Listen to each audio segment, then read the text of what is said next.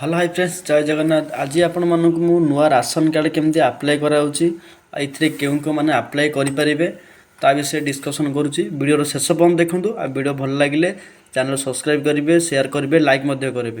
First ଦେଖନ୍ତୁ ବର୍ତ୍ତମାନ ପାଇଁ ନୂଆ ରାସନ କାର୍ଡ଼ କେଉଁମାନେ ଆପ୍ଲାଏ କରିପାରିବେ। ଦେଖନ୍ତୁ ଯେଉଁମାନଙ୍କର ଟୋଟାଲ୍ ରାସନ କାର୍ଡ଼ ନାହିଁ, ରାସନ କାର୍ଡ଼ ତାଙ୍କ ନାଁ ନାହିଁ, ସେମାନେ ହିଁ ଆପ୍ଲାଏ କରିପାରିବେ। ମେମ୍ବର ଘରେ 3 ଜଣ 2 ଜଣ ଯାହା ଥିବେ ବି ଆପ୍ଲାଏ କରିପାରିବେ। ଦେଖନ୍ତୁ ଆପ୍ଲାଏ କରିବାକୁ ହେଲେ ଫାର୍ଷ୍ଟ ଅଛି ଆପଣ କ୍ରୋମ୍ ବ୍ରାଉଜର ଓପନ୍ କରିବେ। କ୍ରୋମ୍ ବ୍ରାଉଜରରେ ଆପଣ ସର୍ଚ୍ଚ କରିବେ କ'ଣ ଫୁଡ୍ ଓଡ଼ିଶା, ଏଇଟା ଆମ government side.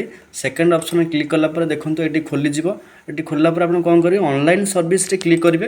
Online service click କଲା ପରେ ସିଟିଜେନ୍ ସର୍ଭିସ୍ ଓପନ୍ କରିବେ।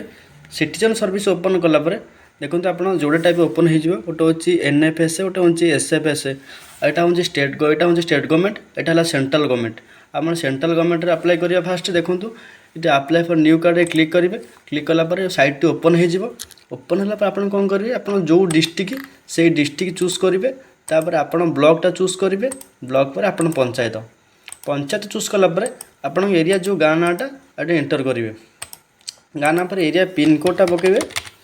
ପିନ୍କୋଡ଼୍ ପକାଇଲା ପରେ ଆପଣ ଯେତେବେଳେ ମେମ୍ବର ଥିବେ ତାଙ୍କ ଆଧାର କାର୍ଡ଼, ଯିଏ ମୁଖିଆ ହେଡ଼୍ ରହିବେ ତାଙ୍କର ବ୍ୟାଙ୍କ ପାସବୁକ୍। ଫାର୍ଷ୍ଟ ଦେଖନ୍ତୁ ମୁଁ ଗୋଟେ ନମ୍ବରଟେ ଏଣ୍ଟର କରିଦେଉଛି, ନାଁଟେ ଏଣ୍ଟର କରୁଛି।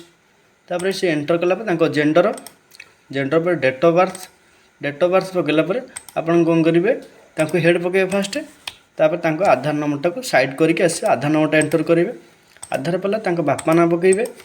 ଯଦି ସେ ମହିଳା ହେଇଥିବେ ତାଙ୍କର ସେଠୁ ସ୍ୱାମୀଙ୍କ ନାଁଟା ଆପ୍ଲାଏ କରିବା ପକାଇବେ। ତାପରେ ଏମିତି ଆପଣ ଦେଖନ୍ତୁ ଯେତେବେଳେ ଆପଣ ମେମ୍ବର ଥିବେ ସମସ୍ତଙ୍କର କରିପାରିବେ। ତାପରେ ଦେଖନ୍ତୁ ଏମିତି ସିରିଏଲ୍ ବାଇ ଆପ୍ଲାଏ କରିପାରିବେ। ଆପ୍ଲାଏ କଲା ପରେ ଲାଷ୍ଟକୁ ଆସିବେ। ଲାଷ୍ଟକୁ ଦେଖନ୍ତୁ ଏଠି ଆପଣ ଲୋକାଲ୍ ଡିଲର ଯେଉଁମାନେ ଥିବେ ଆପଣ ତାଙ୍କ ନାଁଟା ଚୁଜ୍ କରିବେ। ଚୁଜ୍ କଲା ପରେ ଆପଣ ଦେଖନ୍ତୁ ଗୋଟେ ଡେଲି ଲେବର ଯେଉଁ ଅଛି ଲାଷ୍ଟଟା ସେଇଟା ହିଁ ପକାଇବେ। ତାପରେ ମୋବାଇଲ୍ ନମ୍ବର ଏଣ୍ଟର କରିବେ।